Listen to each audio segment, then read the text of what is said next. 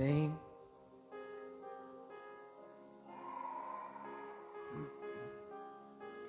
Eu quero ler com você o Salmo de número 90, o versículo de número 10, que diz assim: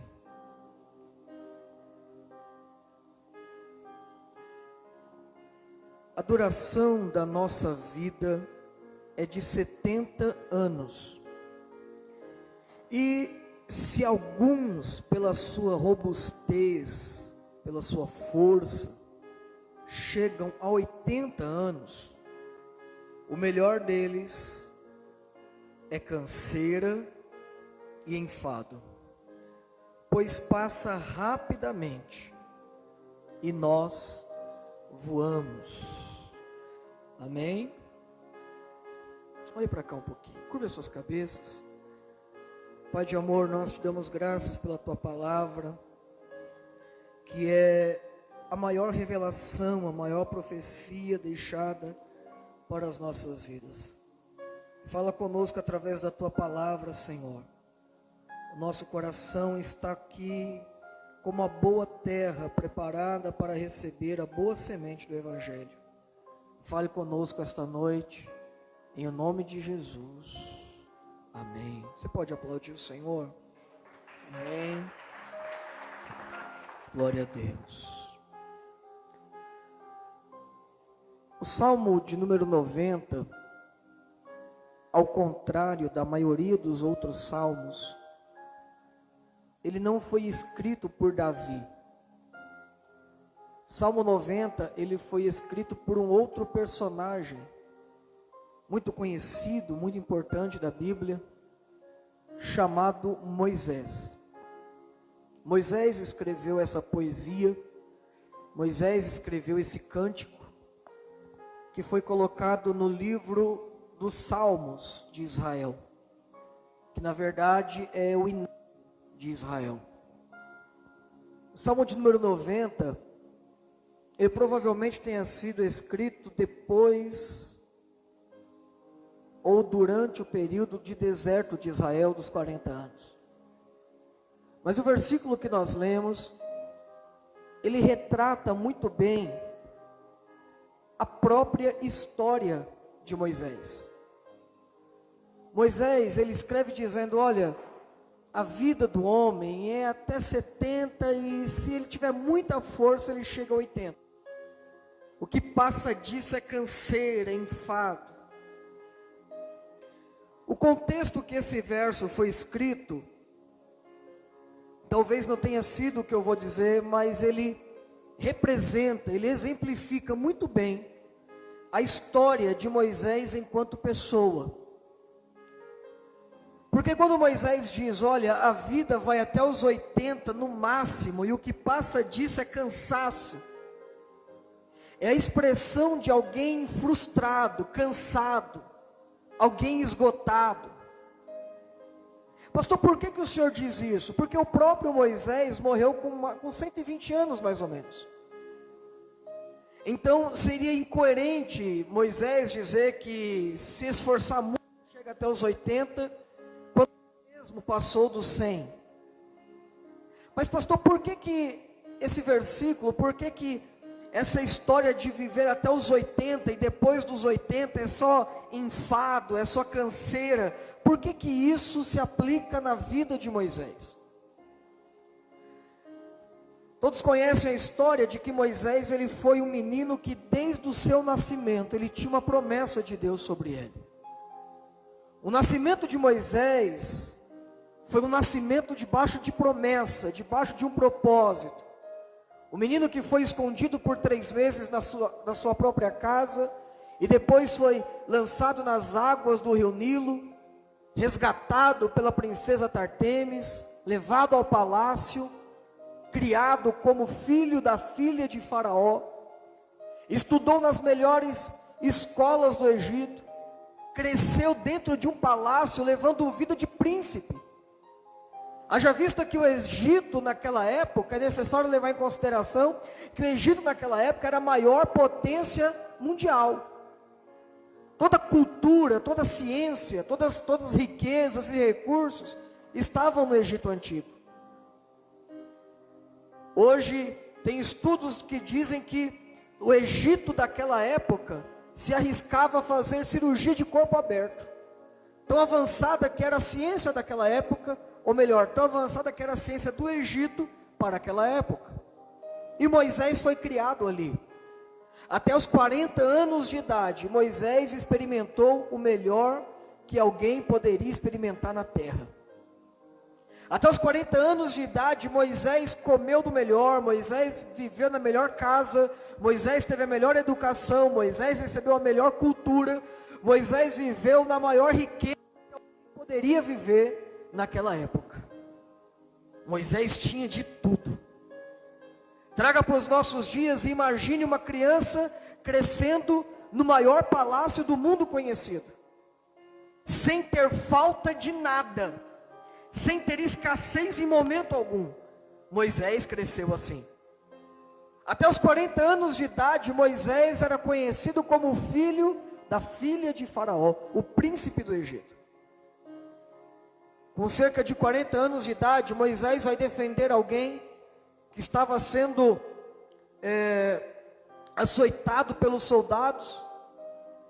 Moisés vai defender esse irmão de sangue judeu, hebreu, e por conta disso ele acaba ferindo, matando um soldado egípcio, comete um crime, enterra o soldado na areia, e por conta disso Moisés tem que fugir. E aos cerca de 40 anos de idade, Moisés foge. Moisés vai para os desertos. Moisés agora perde a boa vida do palácio. Moisés agora perde toda a possibilidade de viver com conforto, com luxo, com uma boa alimentação, com uma boa educação, em um ambiente de uma boa cultura. Moisés agora vai para o deserto. No deserto, Moisés se casa.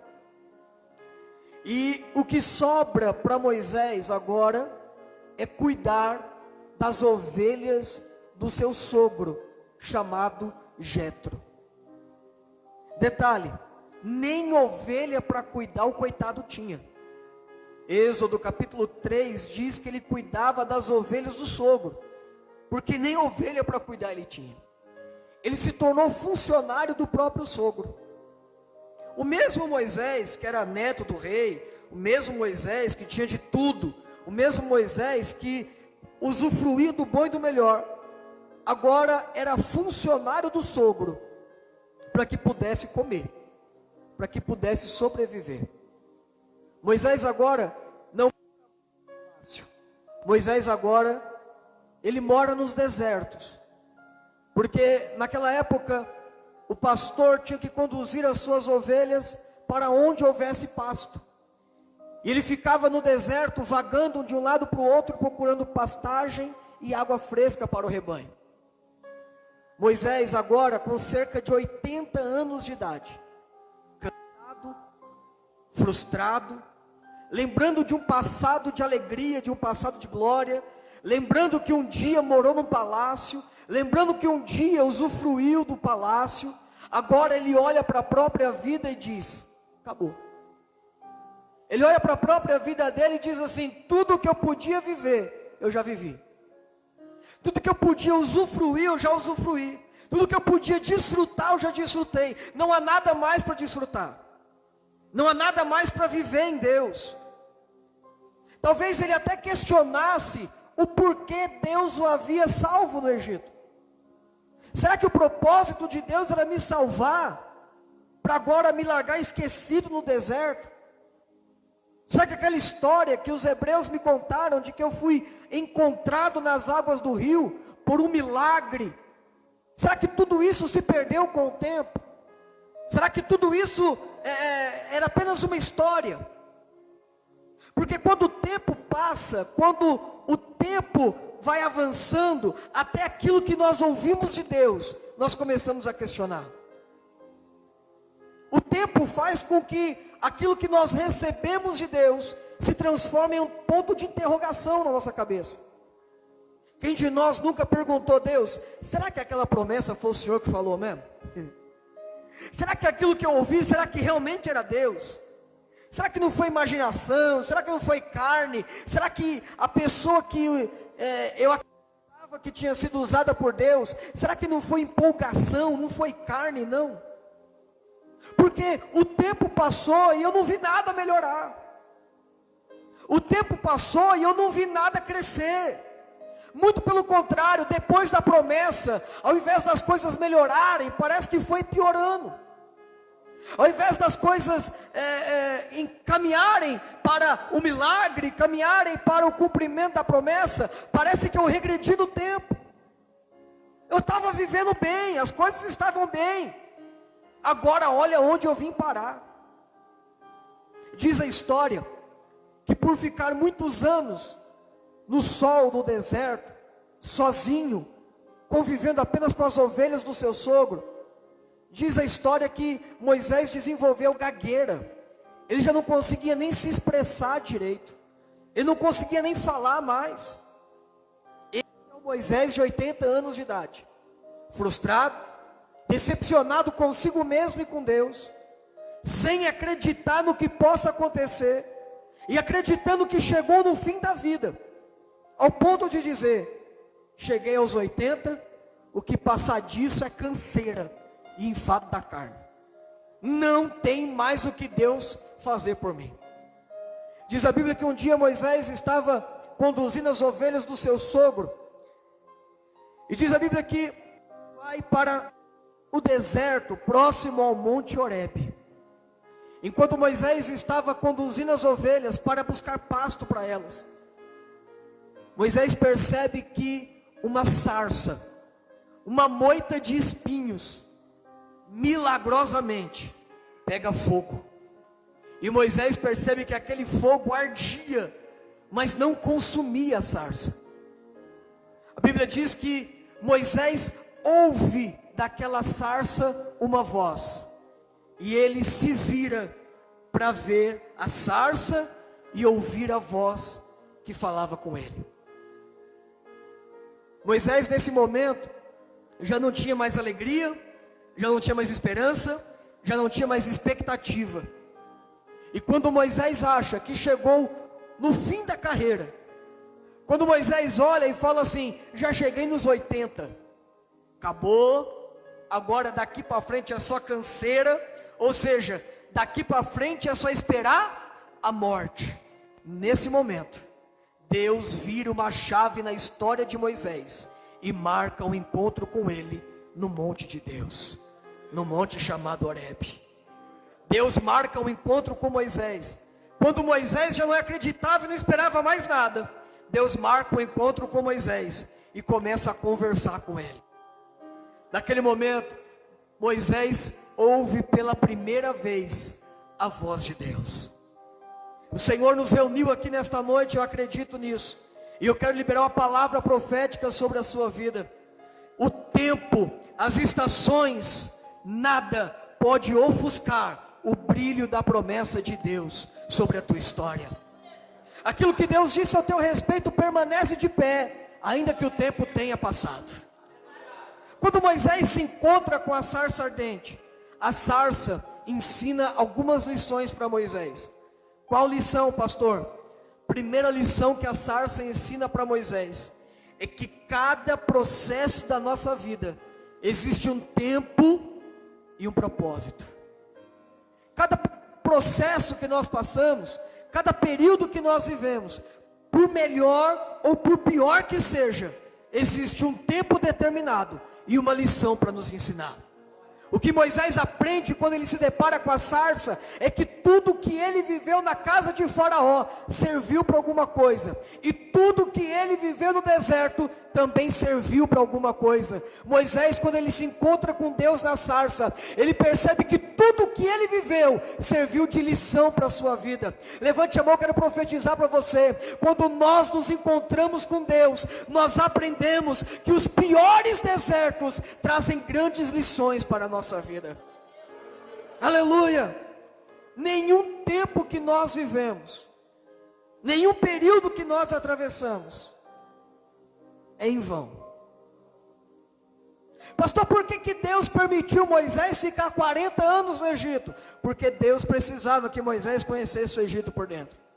Pastor, por que Deus permitiu Moisés ficar mais 40 anos no deserto? Porque Deus precisava que Moisés conhecesse os caminhos do deserto e conduzisse um rebanho no deserto, para que depois conduzisse o povo de Deus, assim como um pastor conduz as ovelhas através do deserto.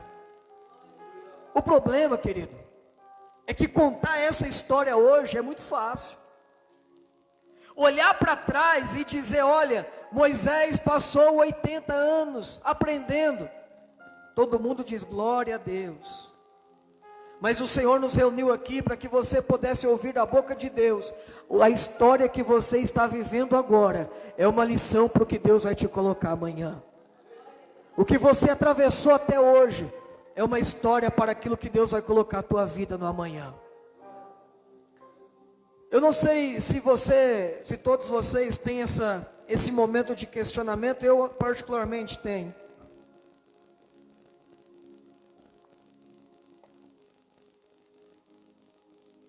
E por muito tempo eu já orei dizendo, Deus, me tira dessa situação.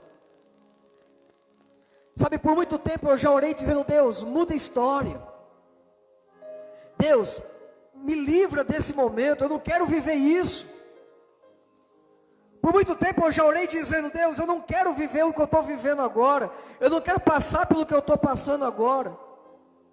Até que eu aprendi com Deus que a oração que você deve fazer, a oração que eu fiz, não é a oração do Deus, me tira daqui. A oração que nós precisamos fazer é, Deus, me ensina o que eu preciso aprender nesse tempo. Me ensina o que o Senhor tem para me ensinar nesse tempo. Deus, o quanto o Senhor quer me fazer crescer nesse lugar. Deus, o que o Senhor tem reservado para mim. Deus, o que esse tempo que eu estou vivendo vai contribuir para o propósito que o Senhor estabeleceu na minha vida. Aleluia. Sabe, queridos, quando Deus faz uma promessa para alguém, Ele diz o destino que você vai chegar, mas Ele não mostra o processo que você vai viver. Quando Deus chamou José e disse para José, olha, através de um sonho, você vai liderar, você vai ser honrado, e as pessoas vão se curvar diante de você. José era apenas um garoto, e recebeu esse sonho da parte de Deus, mas no outro dia, José continuou sendo apenas um garoto. Passou o tempo, e José era apenas um garoto. José de garoto virou escravo, de escravo virou presidiário, de presidiário até chegar no palácio, para ser o que Deus estabeleceu na vida dele. O que Deus quer ensinar para você nessa noite é que até chegar no propósito que Deus estabeleceu para a sua vida, existem processos, existem lições, existem fases, e você não vai fugir de nenhuma delas. Você vai atravessar todas elas para viver o que Deus estabeleceu na sua vida. Aleluia. Todas as vezes que nós fugimos do processo, nós atrasamos a lição. Todas as vezes que nós fugimos do processo, nós atrasamos o propósito. Todas as vezes que nós fugimos da luta, fugimos do deserto, fugimos da prova, nós estamos atrasando o destino. Levante a sua mão e feche os seus olhos. Eu sei que é um destino estabelecido por Deus para a sua vida. Eu sei que existe um propósito estabelecido por Deus na sua vida. Eu sei que o Senhor tem coisas lindas para que você viva na presença dEle. E talvez você está dizendo, pastor, mas já se passaram tantos anos. Levante a tua mão, eu quero liberar essa palavra profética sobre você. A partir de hoje você não foge mais. A partir de hoje você não volta para trás. A partir de hoje você não escapa mais. A partir de hoje você atravessa todos os processos, até chegar no propósito que Deus estabeleceu para a tua vida. Aleluia. Olhe para cá um momento. Você já parou para se perguntar que talvez o destino está atrasado, talvez a bênção está demorando, talvez a vitória não chega, e você fica orando dizendo, Deus, eu quero a vitória. Eu não sou contra oração, não, irmão, pelo amor de Deus, muito pelo contrário. Eu só estou te instando a ter inteligência espiritual. Deus me dá a vitória. Deus me entrega a vitória. E todas as vezes que Deus te coloca no processo, no caminho, no trajeto, no caminhar da vitória, aí você desiste. Aí você volta para trás. Aí você murmura. Aí você reclama. Aí você vai dizer: o diabo está atrasando a minha bênção. Aí você diz assim: eu tenho que fazer uma promessa. Eu vou fazer um propósito. Eu vou fazer uma campanha. Eu vou pedir para alguém orar por mim. Isso aqui só pode estar amarrado. Eu vou ter que quebrar, tenho que fazer alguma coisa para quebrar essa amarração, querido. O que precisa não é quebrar nada. O que precisa não é prometer mais nada. O que precisa é você ser fiel ao que Deus estabeleceu para a sua vida. Porque cada erro que você comete é um atraso no teu destino. Eu sei que hoje está difícil da glória, mas vai falando ai, até chegar ao final do culto, ninguém dorme. Às vezes o maior culpado de atrasar a nossa vitória somos nós. A Bíblia diz que Moisés passou 80 anos ali, e a primeira lição que Moisés aprende no deserto, a primeira lição que Moisés aprende diante da sarça ardente, é que para todo o processo, existe um tempo determinado e uma lição a ser aprendida. Quando Moisés olha para aquele deserto, quando Moisés olha para aquela sarça ardente, Moisés descobre algo muito lindo que eu quero liberar sobre a sua vida. Deus ainda tem uma promessa ao teu respeito. Eu vou dizer de novo: Deus ainda tem uma palavra ao teu respeito. Deus ainda tem uma palavra a liberar sobre a tua vida. E você diz assim: pastor, mas já faz tanto tempo. Aí talvez você diz assim: pastor, mas isso é para outro, isso é para mim. Sabe, queridos, quando Moisés já estava achando que a partir dali era enfado e tristeza, Deus chama Moisés, e a conversa que Deus tem com Moisés é, versículo 7 de Êxodo 3, eu tenho visto atentamente a aflição do meu povo que está no Egito, eu tenho ouvido o seu clamor por causa dos seus exatores, porque eu conheci as suas dores. Versículo 8, portanto, desci para livrá-lo das mãos dos egípcios. Uau! Quando Moisés chega ao ponto de achar assim, irmão Cleito, acabou. Já não tem mais o que Deus fazer comigo. Já não tem mais o que Deus falar para mim. Olha, Deus, eu já estou cansado de esperar. Olha, Deus, eu já não estou acreditando em mais nada. Olha, Deus, faz tanto tempo que eu não ouço a tua voz. E quando Deus fala para dizer assim: olha, eu tenho visto o seu sofrimento. Quando Deus fala, Ele fala para dizer assim: eu nunca te abandonei, eu nunca te desamparei. Quando você estava no deserto, eu estava contigo. Quando você ia atrás das ovelhas, eu ia com você. Sabe, Moisés, eu sempre soube onde você estava. Diga para quem está perto de você: Deus sempre sabe aonde você está. Libere essa palavra para essa pessoa. Deus sempre sabe onde você está. Me ajuda a pregar. Diga assim para quem está perto de você: Deus está de olho em você. Deus está de olho em você. Aleluia. Aleluia. Deus sempre sabe onde a gente está, querido. Pastor, mas já passou tanto tempo. Mas Deus sabe onde você está. E o Senhor te achou hoje. E o Senhor te reuniu aqui hoje. E o Senhor fez a sarça arder diante de você hoje, para dizer para você: eu nunca tirei os olhos de você. Eu sei exatamente aonde você está. e agora que você acha que já não tem mais o que fazer, eu estou estabelecendo um caminho novo nesse deserto, eu estou renovando as minhas alianças contigo, eu renovo as tuas forças, eu te coloco em pé de novo, e eu estabeleço um destino para que você viva na minha presença. Aplauda ao Senhor se você recebe essa palavra. Aleluia, aleluia, aleluia. Deus ainda tem uma palavra liberada para a tua vida. Aleluia. Deus ainda tem uma palavra a ser liberada sobre a tua vida. Aleluia. E eu acho lindo isso, porque alguém ouve essa palavra e fala assim: ah, pastor, isso aí é para obreiro. Ah, pastor, isso aí é para pastor. Não, querido, Deus tem um destino e um propósito estabelecido para a minha vida e para a tua vida. Aleluia, aleluia. Deus sempre coloca a sarça.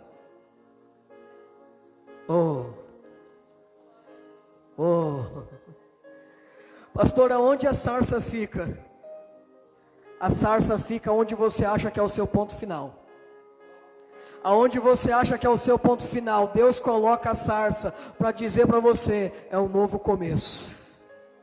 Eu vou dizer de novo essa palavra: quando você coloca um ponto final, Deus coloca a sarça na sua frente para dizer para você: eu estou começando tudo novo. Quando você acha que está sem força, cansado, é hora de parar, Deus coloca a sarça diante de você, para dizer para você: eu estou fazendo tudo novo. Aleluia. Aonde fica a sarça, pastor? Aonde você decidiu parar. Aonde Deus me encontra, pastor? Aonde você desanimou. Pastor, aonde Deus vai me achar? Aonde você acha que vai parar, Deus marcou um encontro com você. Deus marcou um encontro com você. Na onde você acha que vai parar. Aleluia.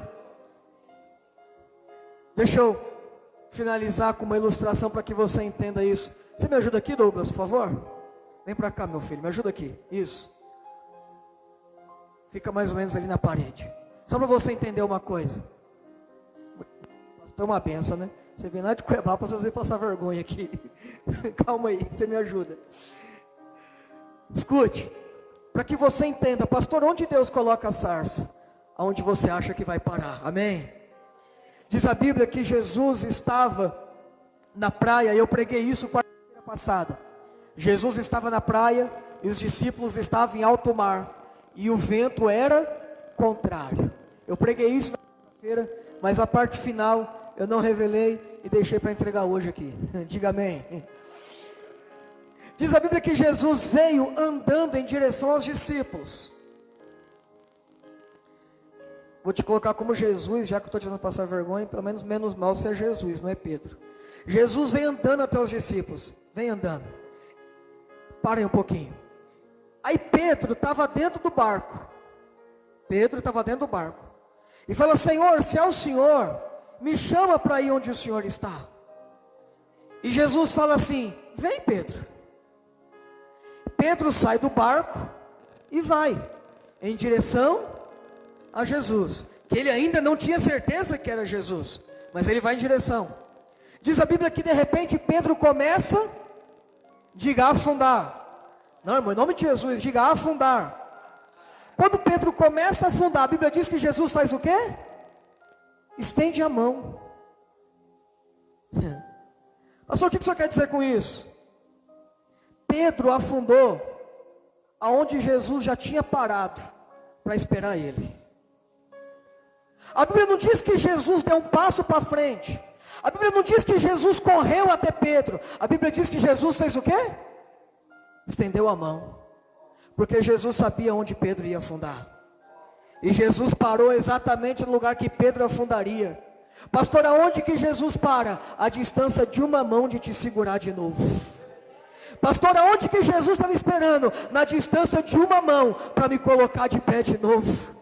Jesus para exatamente onde ele sabia que Pedro ia afundar. Jesus para exatamente onde ele sabia que Pedro não ia conseguir. No lugar da tua queda, no lugar do teu fracasso, no lugar do teu desânimo, Jesus parou exatamente ali para estender a mão e te colocar de pé de novo. Deus abençoe, meu filho. Aleluia. Pastor, aonde Jesus para? Aonde eu afundo. Pastor, aonde que a sarça brilha? Aonde eu desanimo. Pastor, aonde que Deus chega? Quando eu desisto. Pastor, quando que Deus fala comigo? Quando eu não quero ouvir mais ninguém. Quando você diz que não consegue, nessa hora Deus se manifesta e renova a promessa sobre a sua vida. Se coloque em pé comigo, por favor. Aleluia.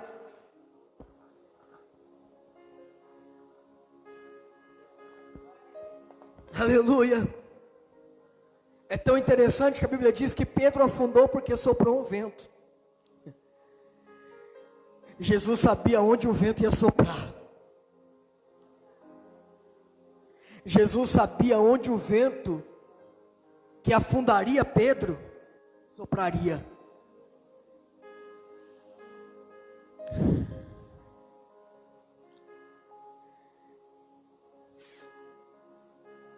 Receba essa palavra que eu vou liberar aqui, escuta ela e guarda no teu coração.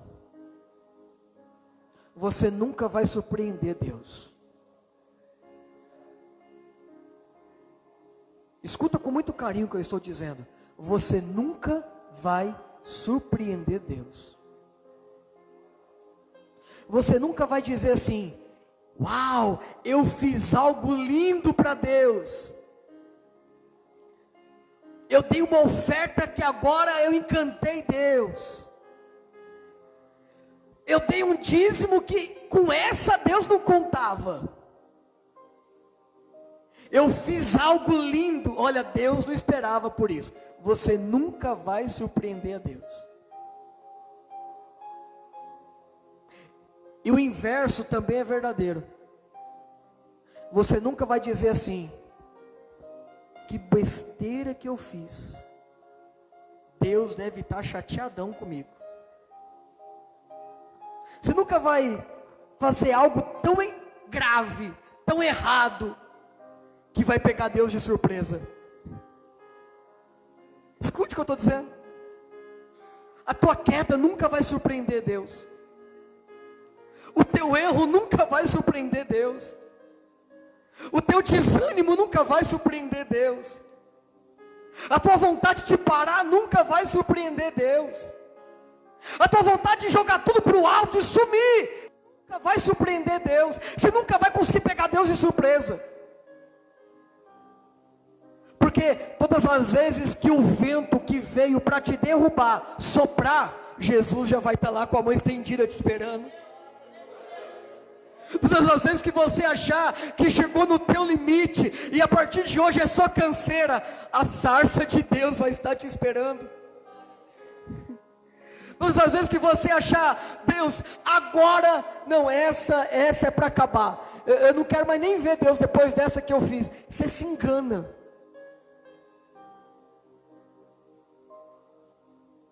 A religião por muito tempo pregou um evangelho de que Deus está com um raio na mão pronto para jogar na tua cabeça assim que você pecar. Assim que você pecar e sair na rua, o carro vai bater, você vai morrer porque você pecou. A tua morte não paga o teu pecado. Deus nunca vai te matar por causa do teu pecado, porque a tua morte não é suficiente para cobrir os teus pecados. Para cobrir os teus pecados, uma vida muito, mas muito valiosa tinha que ser entregue no madeiro, e quem precisava morrer pelos teus pecados já morreu. Na lei, quando você errava, você caía. Na graça, quando você cai para cima, você nunca cai para baixo. Pastor, que história é essa? Quando você cai na graça, você não cai no chão, você não cai no inferno, você cai no colo de Jesus.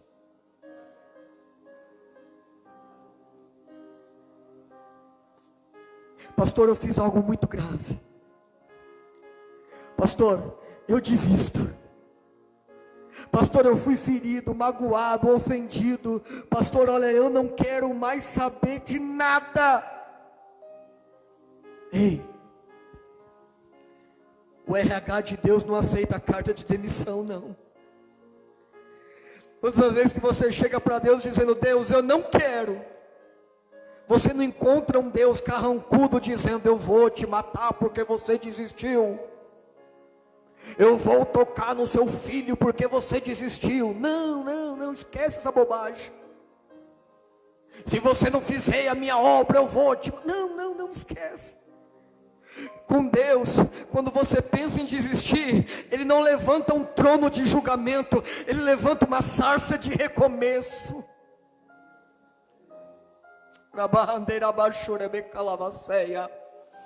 Feche os seus olhos, eu quero orar com você. Se você puder, coloque as suas mãos sobre o seu coração. Quero fazer uma oração com você.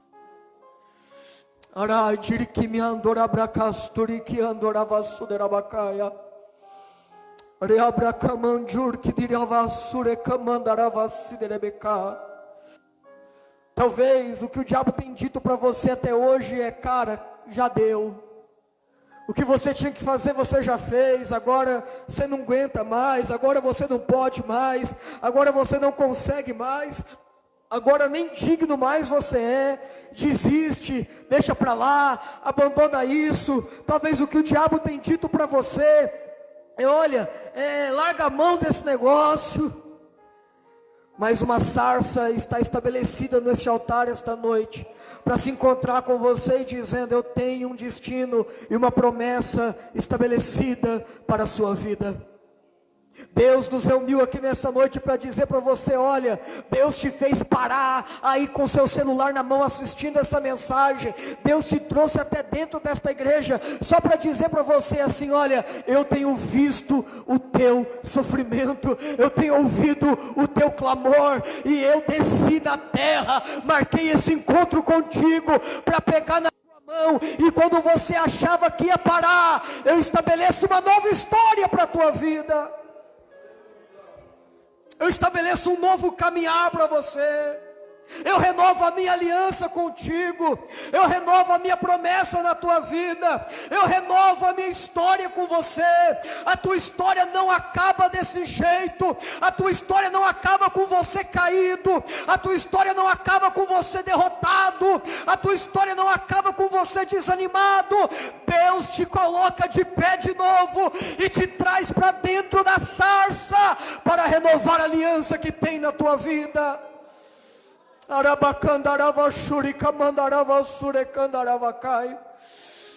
Feche os seus olhos, eu quero orar com você, Pai, em nome de Jesus. Ah, Deus.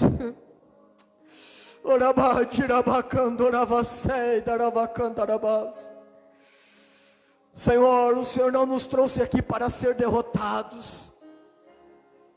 Deus, o Senhor não escreveu essa história para nós com um final de derrota.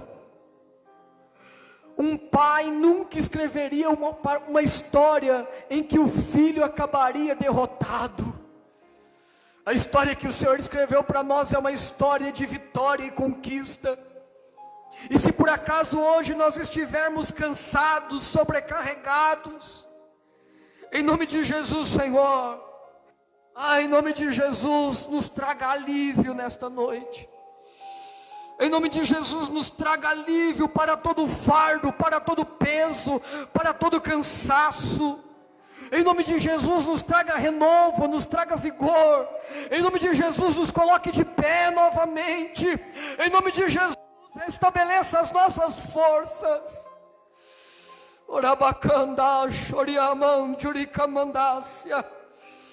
Senhor, a promessa é que nos últimos dias o Teu Espírito seria derramado, de maneira que os nossos jovens teriam visões, os nossos velhos teriam sonhos. Senhor, em nome de Jesus, eu quero que o Senhor derrame sonhos e visões sobre a vida de cada um que está aqui. Oh Deus, não importa a idade, não importa a posição social, não importa a consagração, a unção, o ministério, o cargo, porque diante do Senhor isso é como nada. O Senhor olha e vê filhos de destino. Oh Deus, eu quero que o Senhor olhe para nós, em nome de Jesus, que o Teu Espírito sopre nessa casa, trazendo sonhos e visões. Oh Deus, que nós voltemos a sonhar com a Tua obra, que nós voltemos a sonhar com o Teu propósito, que nós voltemos a sonhar com o Teu destino, que nós voltemos a ter visões daquilo que o Senhor estabeleceu para nós.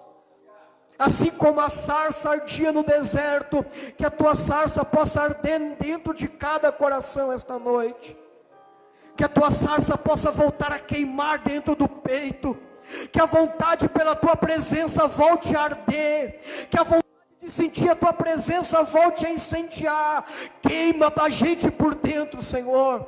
Ó Deus, quantos de nós estamos aqui e há muito tempo não choramos na Tua presença, há muito tempo não sentimos a alegria do Teu Espírito, há muito tempo não falam em outras línguas. Em nome de Jesus, traga renovo, faz arder de novo, deixa queimar de novo, sopra a Tua sarça aqui.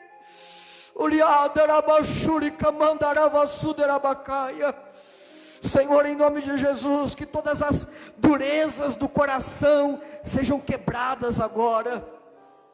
Eu sei, Deus, eu sei que o deserto deixa a gente calejado.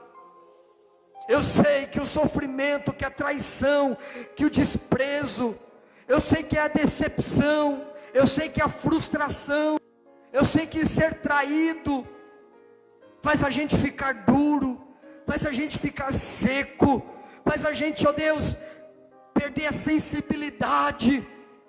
Mas como o Senhor disse através do profeta Ezequiel, arranque os corações de pedra, arranque os corações endurecidos pelo tempo, pela dor, pelo sofrimento, pela angústia, pela traição, pela decepção.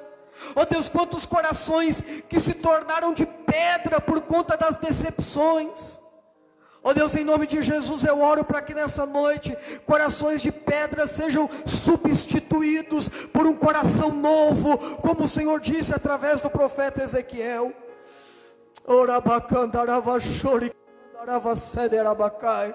Renova os nossos dias como dantes, renova os nossos dias como dantes. Senhor, traga renovo sobre as nossas vidas, traga renovo sobre as nossas vidas, é o que nós oramos e crendo te pedimos, para a glória do Teu nome, em nome de Jesus. Se você crê assim, diga amém, aplauda ao Senhor.